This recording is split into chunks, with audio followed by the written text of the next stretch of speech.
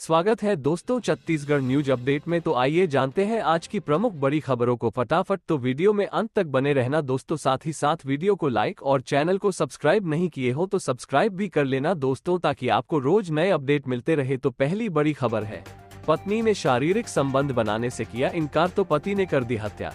जानिए क्या है पूरा मामला। छत्तीसगढ़ के बिलासपुर जिले के भोंडलापारा में एक महिला की हुई मौत मामले का पुलिस ने खुलासा कर दिया है। महिला का हत्यारा कोई और नहीं बल्कि उसका पति निकला। हत्या की वजह जानकर आप हैरत में पड़ जाएंगे। जब पत्नी के शारीरिक संबंध बनाने से इनकार किया तो पति ने गला घोंटकर उसकी हत्या कर दी। हत्या का संदेह न हो इसलिए आरोपी पति खुद रिपोर्ट दर्ज कराने थाने पहुंचा। हत्या का खुलासा पोस्टमार्टम रिपोर्ट आने के बाद हुआ। पुलिस ने आरोपी को गिरफ्तार कर लिया है। जानकारी के अनुसार रतनपुर थाना के भोंडलापारा में बीते 10 फरवरी की देर की ये घटना है। रात करीब 11 बजे रूपचंद पटेल उम्र 39 वर्ष ने थाने में आकर मर्ग कायम कराया कि इसकी पत्नी सावनी बाई उम्र 38 वर्ष अपने कोला बाड़ी के सेमी के नार के पास गिरी पड़ी थी, जिसे सामुदायिक स्वास्थ्य केंद्र रतनपुर ले जाने पर मृत हो जाना बताए हैं। पति के रिपोर्ट पर रतनपुर पुलिस मर्ग कायम कर मृतिका के शव का पोस्टमार्टम कराया। पीएम रिपोर्ट में डॉक्टर ने गला घोंटकर हत्या करना बताया, जिस पर पुलिस ने धारा 302 भादवी का अपराध दर्ज किया और 16 फरवरी को विवेचना में लिया। इस दौरान पुलिस ने मृतिका के पति से पूछताछ किया, जिसमें उसने अपना जुर्म कबूल कर लिया। आरोपी रूपचंद पटेल शराब के बताया वो घटना वे एक दिन नशे में था। उसके नशे में होने पर पत्नी ने शारीरिक संबंध बनाने से इनकार कर दिया। वहीं मनमुटाव होने से आरोपी पति ने अपनी पत्नी की गला घोंटकर हत्या कर दी, जिस पर शुक्रवार को आरोपी को पुलिस ने गिरफ्तार कर न्यायिक रिमांड पर जेल भेज दिया है। साथ ही अगली बड़ी खबर सामने आई है, छत्तीसगढ़ में धीरे धीरे बढ़ रही गर्मी। अगले 4 दिन नहीं बदलेगा रात का तापमान। सरगुजा में 3 डिग्री गिर सकता है रात का पारा। छत्तीसगढ़ में अब अधिकतम तापमान में बढ़ोतरी का दौर जारी है। प्रदेश आज भी मौसम साफ रहेगा। मौसम विभाग के मुताबिक अगले 4 दिन में रात के तापमान में कोई विशेष बदलाव के आसार नहीं है। प्रदेश में सबसे कम रात का तापमान 12 डिग्री अंबिकापुर में रिकॉर्ड किया गया। सबसे ज्यादा अधिकतम तापमान 34.2 डिग्री दंतेवाड़ा में दर्ज किया गया। शुक्रवार को 7 जिलों का अधिकतम तापमान 32 डिग्री से ज्यादा रहा। रायपुर, दुर्ग, बालोद, बीजापुर, दंतेवाड़ा, राजनांदगांव और कांकेर में दिन का पारा ज्यादा रहा। शुक्रवार को सरगुजा और कबीरधाम जिले में बारिश हुई। अगले 24 घंटे में रायपुर का अधिकतम तापमान 32 डिग्री और न्यूनतम तापमान 21 डिग्री के आसपास रहने की संभावना है। रायपुर में शुक्रवार को दिन और रात का तापमान लगातार बढ़ा रहा है। यहां न्यूनतम तापमान 21 डिग्री रहा। दिन का तापमान 32.4 डिग्री रिकॉर्ड किया गया, जो औसत तापमान से 1 डिग्री ज्यादा था। रात का तापमान भी औसत तापमान से 4 डिग्री ज्यादा रहा। मौसम विभाग के मुताबिक सरगुजा संभाग में रात का पारा अगले 24 घंटे कम रहेगा। हालांकि यहां न्यूनतम तापमान में 2 से 3 डिग्री गिरावट के आसार है। शुक्रवार को सरगुजा जिले में बारिश हुई। सरगुजा में रात का तापमान 12 डिग्री रहा। वहीं बलरामपुर में 13.5 डिग्री और कोरिया में 14.2 डिग्री न्यूनतम तापमान रिकॉर्ड हुआ। सरगुजा में अधिकतम तापमान 27.5 डिग्री रहा। साथ ही अगली बड़ी खबर सामने आई है, राजिम कुंभ का पहला न्योता भाचाराम को बनाया जा रहा परिक्रमा पथ। बागेश्वर सरकार, पंडित प्रदीप मिश्रा समेत कई साधु संत पहुंचेंगे। छत्तीसगढ़ की बीजेपी सरकार 5 साल बाद राजिम कुंभ के भव्य आयोजन की तैयारी कर रही है। राजिम कुंभ 24 फरवरी से 8 मार्च तक चलेगा। इसका पहला न्योता भगवान राम को दिया गया। शुक्रवार को मंत्री बृजमोहन अग्रवाल रायपुर के राम मंदिर पहुंचे।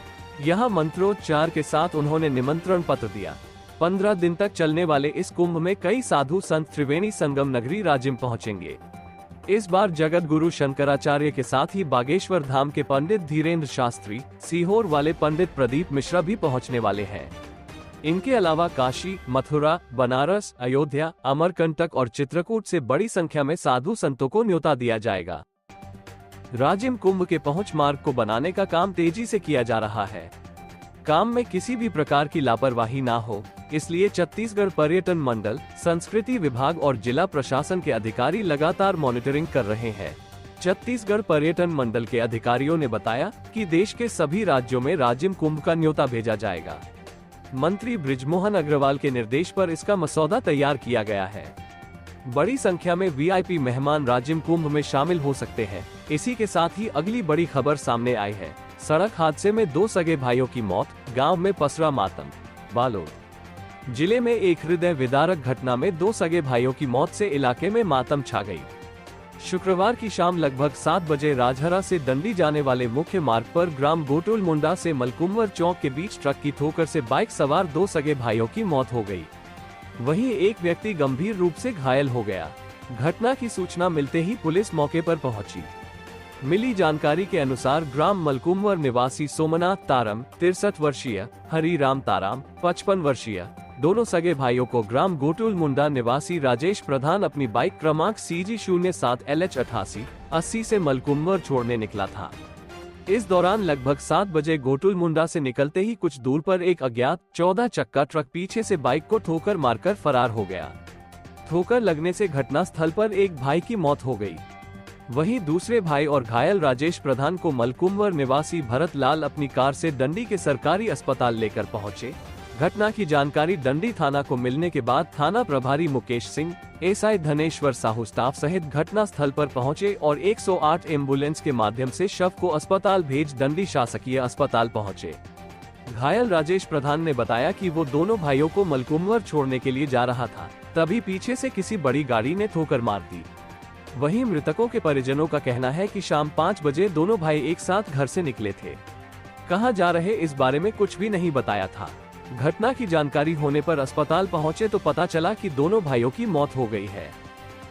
एसआई धनेश्वर साहू ने बताया कि इस घटना में तीनों व्यक्ति एक ही बाइक पर सवार थे। घटना के संबंध में मर्ग कायम कर पंचनामा बनाकर विवेचना में लिया गया है। ठोकर मारने वाले वाहन की तलाश की जा रही है। साथ ही अगली बड़ी खबर सामने आई है। गैंग वॉर में शामिल 6 युवक गिरफ्तार। दूसरे गुट के युवक पर की थी फायरिंग की कोशिश। गिरफ्तारी के बाद सबक सिखाने पुलिस ने निकाला जुलूस। छत्तीसगढ़ के जगदलपुर में गैंग वॉर में शामिल एक गुट के 6 युवकों को पुलिस ने गिरफ्तार कर लिया है। गिरफ्तारी के बाद इन्हें सबक सिखाने के लिए शहर की सड़कों पर इनका जुलूस भी निकाला गया। मामला बोधघाट थाना क्षेत्र का है। आरोपियों ने दूसरे गुट के युवक को जान से मारने की नीयत से उस पर देशी कट्टे से फायरिंग की कोशिश की थी। इनमें से 4 आरोपियों को ओडिशा और 2 को जगदलपुर से गिरफ्तार किया गया है। पुलिस अफसरों ने बताया कि 2 दिन पहले नए बस स्टैंड में गैंग वॉर और एक युवक पर कट्टे से गोली चलाने की असफल कोशिश में सभी 6 आरोपी शामिल थे। वारदात के बाद सभी फरार हो गए थे। मामले की सूचना मिलते ही पुलिस ने इनकी तलाश शुरू की। पुलिस को पता चला था कि आरोपी राज दागा, चिराग साहू, किशोर जालान और मोहम्मद अल्ताफ ओडिशा भाग गए हैं। जिसके बाद पुलिस की टीम ओडिशा पहुंची। यहां से इन 4 युवकों को गिरफ्तार किया गया।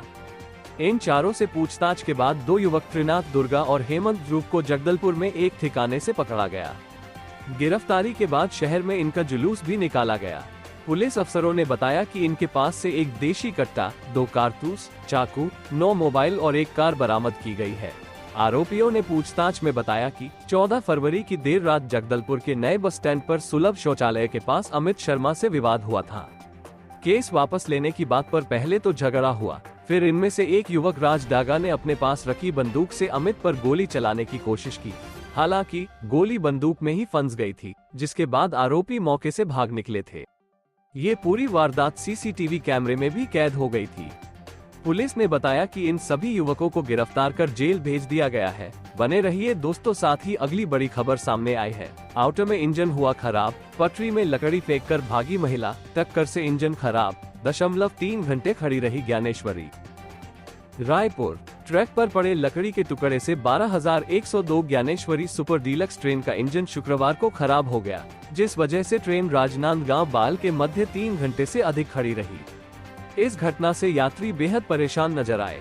ट्रैक पर लकड़ी देखकर लोको पायलट ने ट्रेन रोक दी, लेकिन लकड़ी का एक टुकड़ा इंजन से टकरा गया और इंजन में खराबी आ गई।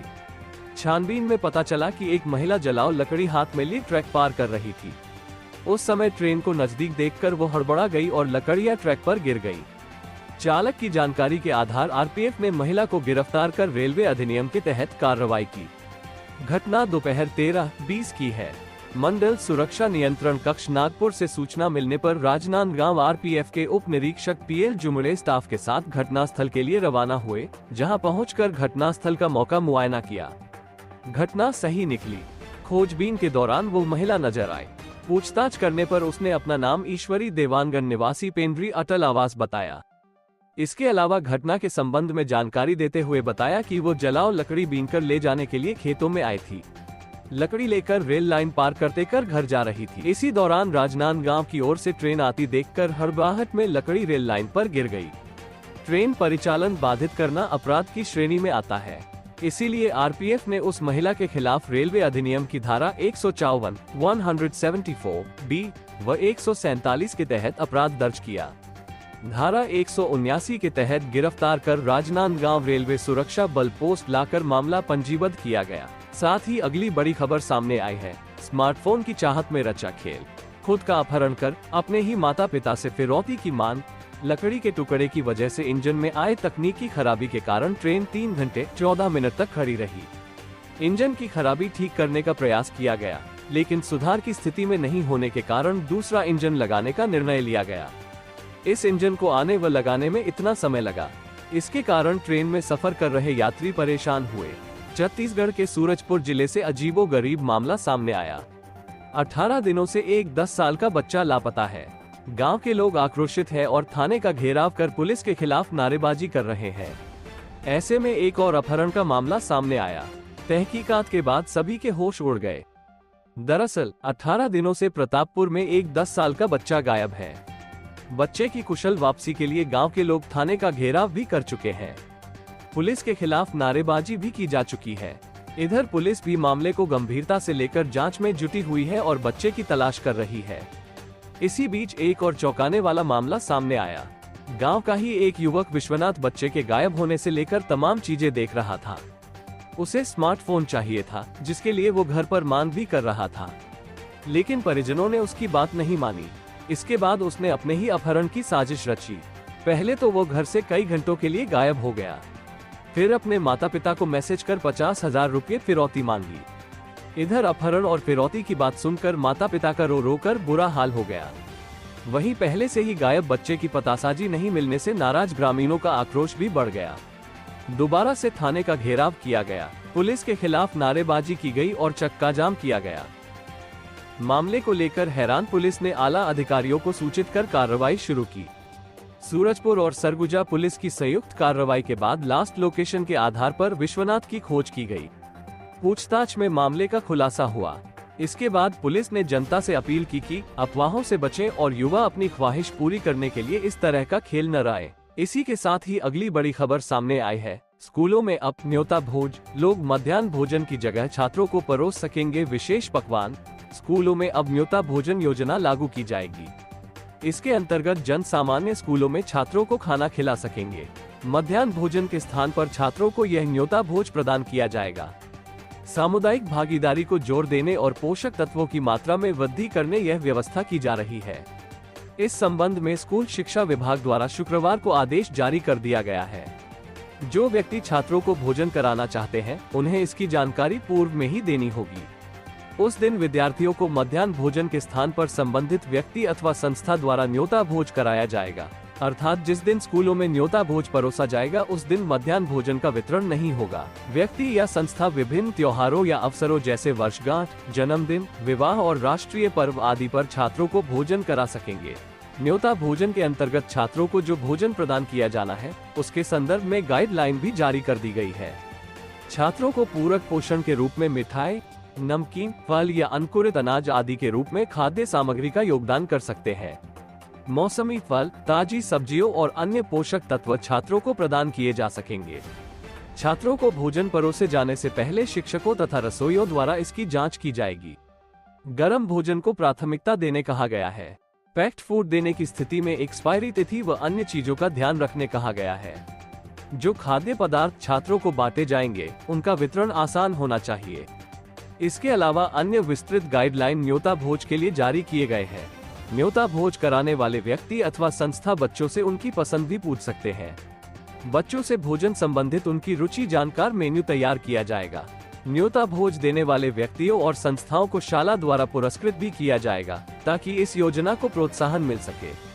जिला शिक्षा अधिकारियों से कहा गया है कि वे इस योजना के प्रचार प्रसार के लिए अपने स्तर पर अभियान चलाएं। रायपुर के जिला शिक्षा अधिकारी हिमांशु भारतीय ने बताया कि जिस दिन न्योता भोज परोसा जाएगा उस दिन मध्याह्न भोजन की राशि बचेगी। इस राशि का प्रयोग अन्य दिनों के मध्याह्न भोजन की गुणवत्ता बढ़ाने में किया जाएगा। साथ ही अगली बड़ी खबर सामने आई है। रील्स बना रही थी पत्नी, मोबाइल छीना तो फांसी लगाए। दुर्ग में महिला ने बच्ची को कमरे में बंद कर किया सुसाइड। अक्सर होते थे झगड़े। भिलाई के सुपैला थाना इलाके में एक महिला ने सिर्फ इसलिए फांसी लगा ली क्योंकि उसके पति ने मोबाइल छीन कर रख लिया था। मोहल्ले के लोगों ने पुलिस के पहुंचने से पहले ही महिला के शव को फंदे से नीचे उतारा। बाद में पुलिस ने कमरे को सील कर शव को पीएम के लिए लाल बहादुर शास्त्री अस्पताल भेजा। सुपैला पुलिस के मुताबिक उन्हें शुक्रवार शाम सूचना मिली थी कि 5 रास्ता सुपैला में किसी महिला ने घर पर फांसी लगा ली है।